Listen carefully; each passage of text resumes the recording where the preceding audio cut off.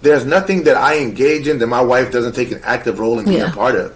When I started working with Lowcountry Youth Services in DGC back in 2016, my wife jumped on board and said, "Hey, how can I help? What can I do? How can I make this better?" And she has, so much so that now the kids that have been mentored with our program since I've been started, they all know Toya. Like, they all see her as auntie or mom or something like an additional support in the family, even if she's never directly mentored them.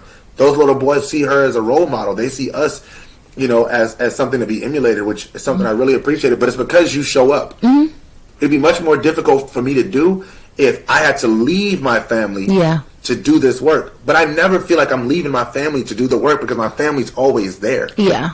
And that's made the work, that's made the the load lighter for me.